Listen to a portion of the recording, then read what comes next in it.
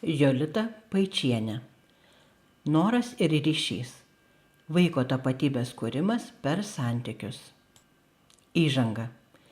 Kiekvienas vaiko noras yra daugiau nei pageidavimas. Tai langas į jo pasaulį, kuriame jis kuria savo tapatybę. Ši knygelė kviečia tėvus ir globėjus susimastyti apie tai, kaip gerbti vaiko norus ir kaip jie padeda formuoti vaikystės pasaulį. Pirmas skyrius. Vaiko noras tai jo savasties kūrimas. Daiktas savaime nereiškia nieko. Reikšmė atsiranda tik tada, kai jį susiejame su meile, ryšiu, bendryste. Kas iš tiesų sužadina norą? Vaiko noras neatsiranda vien dėl to, kad kažkas blizga, šviečia ar atrodo reikalinga.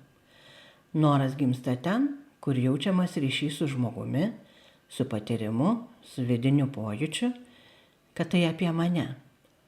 Kai vaikui duodame daiktą be ryšio, jis jį pamiršta po kelių minučių. Kai duodame per ryšį, net smulkiausia smulkmena tampa lobiu. Ne žaislas kuria džiaugsmą, o mūsų dėmesys, kuris jį lydi. Ne dovana žadina meilę, o žinojimas, kad buvome išgirsti. Gyvas pavyzdys. Mama nuperka sūnui brangų konstruktorių, kad būtų kuo nors užsiėmęs. Vaikas atidaro, pažiūri, paskleidžia detales ir nueina. Kitą dieną tėtis pakeliui iš darbo randa gatvėje pagaliuką, tarsi kardą, ir padovanoja sūnui su šypsena. Pažiūrėk, tai tarsi laukinio kario kardas. Iškart prisiminiau tave. Tas pagaliukas tampa žaidimo epicentru visam savaitgaliui. Ką tai mums sako? Vaikui noras nėra objekto siekis. Tai tapatumo paieška. Jis nori to, per ką galėtų kurti save. Mūsų įsitraukimas, pasidalinimas, šiluma – tai pagrindiniai vaiko troškimo ingredientai. Noras kyla iš ryšio, ne iš daikto. Daiktas savaime nereiškia nieko.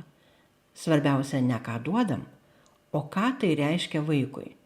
Daiktas tampa prasmingas tik jei susietas su meile, bendryste, istorija.